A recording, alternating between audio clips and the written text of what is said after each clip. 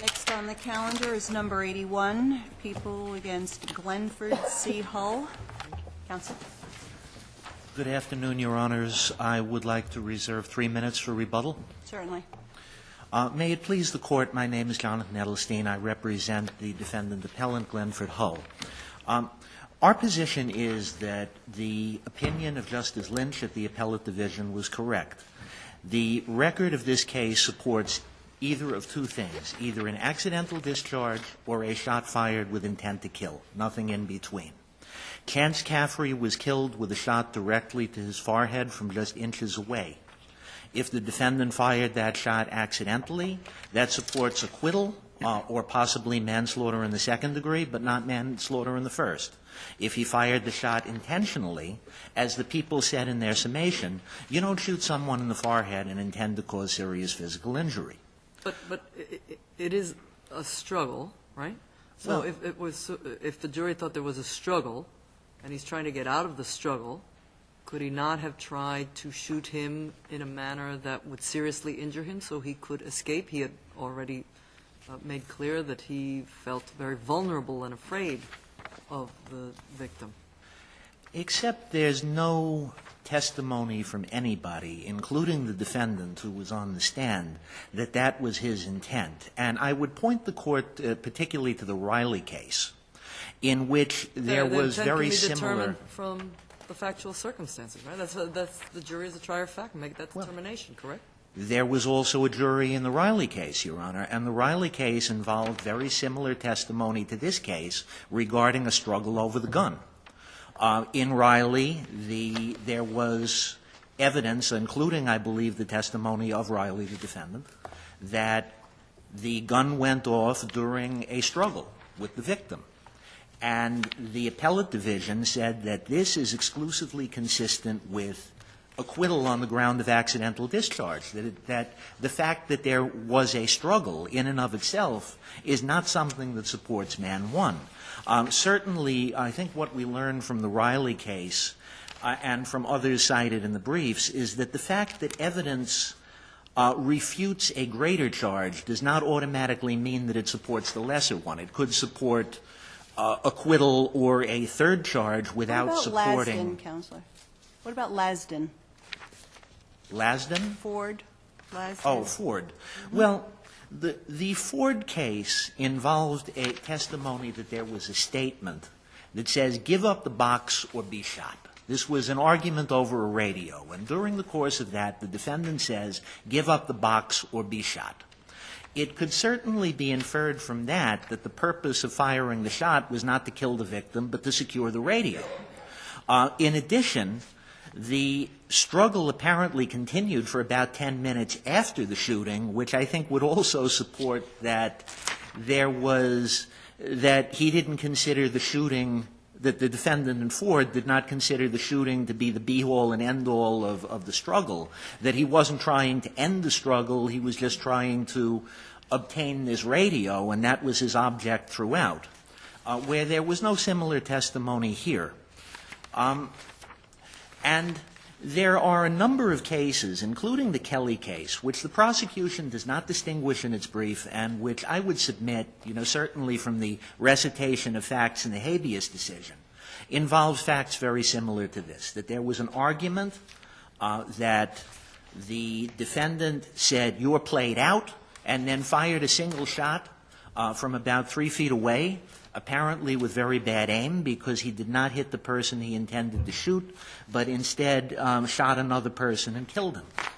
And the Kelly case, both the federal court and the state court, the appellate division, found that there was no place for a man-one charge here. And I would point out also that although in Kelly and in some of the other cases cited by both parties, the man-one charge was requested by the defendant rather than the prosecution, the standard on appellate review is the same. Regardless of who requested the charge, courts look to whether the evidence viewed in the light most favorable to the defendant supports it. So a case in which a charge is requested by the defendant is equally instructive here to one where, as in this case, it was requested by the prosecution. And I would submit that in the face of cases like Riley and Kelly, that there was no room in this record for a charge of manslaughter in the first degree. Now, I would like to briefly discuss a couple of the matters cited by the majority. The majority stated that if Mr. Hull had intended to kill, he could have fired the shot while Mr. Caffrey was behind the door or while he was charging up the stairs.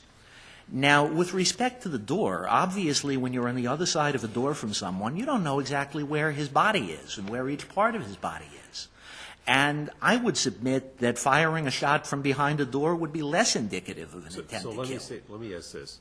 What you're really asking us to do then is to deprive what's been the depraved indifferent analysis to this particular situation in terms of the way we look at the intent here. Is that correct?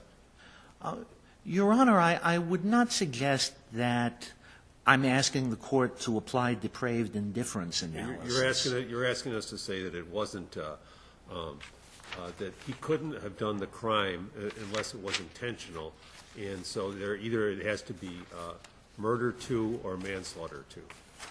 That is what we suggest. The problem I have with that approach here is in the sufficiency analysis is that it would seem any evidence of a struggle over the gun back and forth could be a basis for a jury analysis. And all the cases that we look at, Ford, Oliveri, Stoker, they're in similar factual patterns, I guess is what I'm pointing to. In those situations, there seems to be a struggle immediately before the shooting that took place, and that was sufficient to establish the necessarily intent for manslaughter, one. And here, while there is an admitted struggle on the record, even though your client says I didn't struggle with the gun, there seems to be sufficient proof to establish that there was a struggle, so there's a legal sufficiency.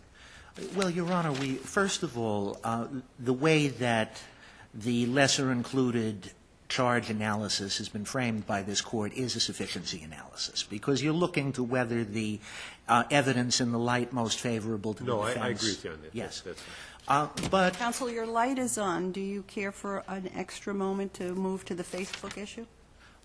May I answer Judge Fahey's question first? But yes, I would That's care your for one choice. extra minute on that. Fine. In what I would submit is that in the Ford case and in the other cases that are cited by the majority, there is more than a struggle in and of itself. In Ford, as I discussed before, there's the statement, give up the box or be shot, which elucidates the defendant's purpose in firing the shot. In Oliveri, the defendant was hit in the armpit. I think a jury could infer that a shot to the armpit is not intended to be lethal.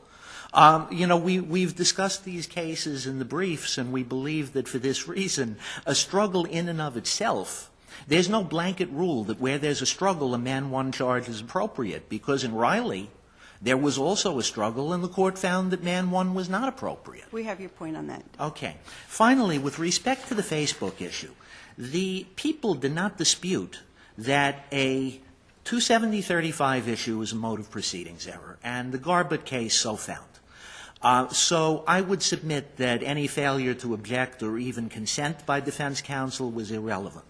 And what happened here was that the trial court learned of a fact which all parties agree that it was required to investigate, and then it didn't investigate that, it investigated something else. It got sidetracked on Facebook posts by the jurors as opposed to the Facebook So what post. should the judge have done? Well, I think the judge should have started by bringing in Mrs. Kelly, or at least giving her a call, taking her testimony over the phone regarding what is this exact Facebook post that started the dispute, rather than getting sidetracked on other Well, ones. does it matter? Who made this Does post? it matter what she says? Doesn't it matter what the jurors say? Well, but she would have been able to identify who made this Facebook post because she was the one who reported it. And then So you're suggesting that other than the two jurors that the judge spoke with may have been involved in this post, and that's where the judge failed? well, this posting was, according to Mrs. Kelly, by a juror's family. So by interviewing only the jurors and having his clerk look for posts by only the jurors, the judge didn't find posts by defendants' families, or the jurors' families. Mrs. Kelly could have said, well, the post was made by Mrs. Smith, the husband of Mr. Smith. And then the judge could have called in Mr. Smith and said... I know the jury yes, is your point. Okay. Yes. Okay, thank you, counsel. Thank you. Counsel? May it please the Court, John Hubbard for the respondent. Let me talk about Riley. Riley can be easily distinguished. Riley had the victim being shot 3 times at close range to the head and other vital parts of the body. That doesn't help the defendant here. Let me talk about Kelly. Just mentioned Kelly. Kelly was a case where a defendant pulled a gun in a crowded room, fired the gun at close range, and hit somebody else. The habeas application there has some facts, and that habeas application indicated that there was no evidence that the defendant intended only to scare. But that's certainly not what the prosecutor said on summation, right? Judge, you're Didn't talking the about Kelly? prosecutor say on summation? No, in this case. Oh, no, In in this case, the summation, prosecutor- we argued murder too. We argued murder too. You had the Perhaps shot I right here. misunderstood the summation. I thought the summation was there's no way you could see this other than because he shot him right Yeah. between the eyes. Yeah, they argued that, Judge, but again, they're dealing with the trial evidence, and the trial evidence was evidence of a struggle. The defendant took the stand, talked about having slippery hands because he was preparing meat. The 911 calls came in about, hey, I shot my friend. Well, that's all logical. I don't find anything extraordinary about that.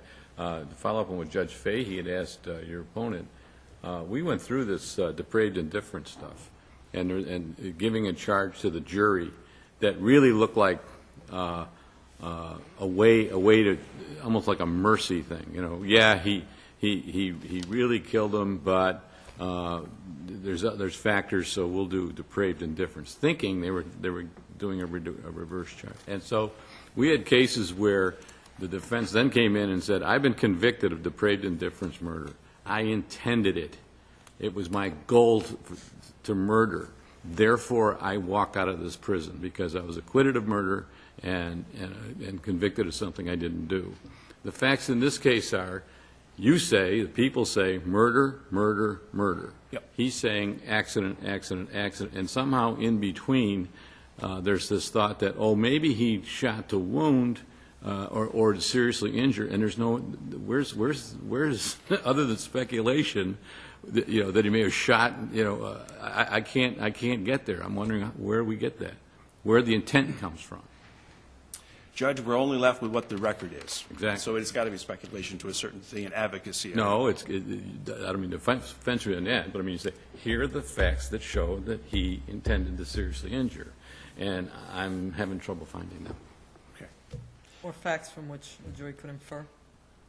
I'm sorry? Or facts from which a jury could infer the intent. Again, you see right after the shooting, the first thing that the defendant does is calls 911 and says, I shot my friend. They instruct him. Yeah. Well, I think it goes to state of mind. It certainly I can call my friend and say I shot a deer. I Yeah. mean, that doesn't mean I'm admitting to a I agree. crime. I agree, but it's part of the thing that the jury heard, that I know. But I'm not, maybe I'm making it clear. That's okay. Was there any testimony about this defendant aiming to shoot the victim in any way, or that he didn't aim to shoot anyone? This is what the defendant said. The defendant said, I had my gun, I went to get my gun, I came back, I had it with my hands down. He exits his locked apartment door to look down the landing to see who is there. His 12-year-old daughter is next to him. He says that the victim comes up in a rage and goes after his neck. And he says he raises his arms. There's some contact with his right hand. The gun goes off. That's what the defendant said.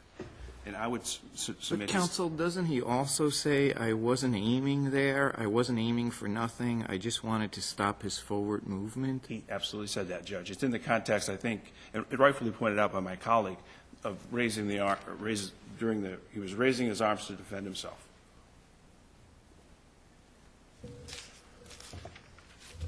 So if you have no other questions, I'll sit down. You want to address the Facebook issue? Judge, Facebook issue. So The court I mean, shouldn't the judge have tried to find out the source of the postings? Perhaps it was not the two jurors that the judge had spoken with? My recollection is a court attendant says, my wife sees something on Facebook. It's a posting by a juror that they're hung or something. The judge instructs the clerk to look at all the Facebook pages, okay, and finds the two jurors who presumably had some connection on Facebook or mention on Facebook. The nature of the posts were, hey, I got grand jury today, I got jury duty, it's going to be a long day, stuff like that. He brings them both in, does the inquiries, asks the defense counsel, are you satisfied? And defense counsel says yes, the defendant says yes. Is this a mode of proceedings, error, counsel? Judge, probably it is. Thank you. Your Honors, first of all, as to the Facebook, the page 532 of the appendix is very clear that the report that Richard Kelly received from his wife indicated that there were posts by family members of jurors. FYI, family members of jurors have been posting jury updates on Facebook. There is exclamation point, there is one juror that is holding out. So it was very clear from the report that was given to the court that these were posts by family members, not by the jurors themselves. And I would submit that the court then got sidetracked and did not perform the investigation. It said friends of the juror. If the posting, or if the statement was friends of the jurors, as opposed to family member or members. I would submit that the judge would still be required to ascertain the information easily available to him by calling What if Mrs. it said, Kelly. I heard there's a holdout? If What it's about just that? Mrs. Kelly saying, I heard there's a holdout, Yeah. then call Mrs. Kelly and ask her, where did you get that information? And she says, well, I'm just hearing things. End of investigation. Why would it be the end of the investigation? Aren't they all under direction not to discuss the case with anyone? I mean, you can't go home and kick it around with your kids, and you can't talk to your neighbor about it either, can you? They certainly are, Your Honor.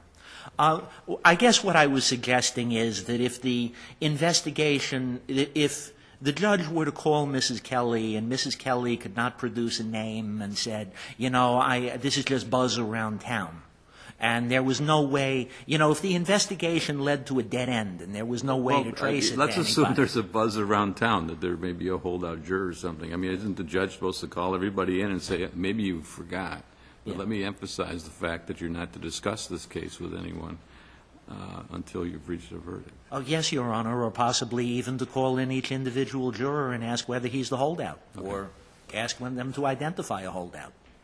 Or ask them if they had participated in Facebook postings related to the case. Is that what the judge should have done? Correct, Your Honor. He could have done any or all of those things. But I think that What was the judge's directive regarding the use of social media during the trial to the jurors? Do you know?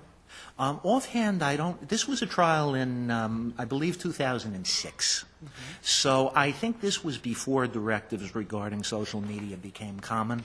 I don't recall that there was one, although I would certainly be able to look in the record and see if the court wants to hear further from me on that. Thank you, counsel.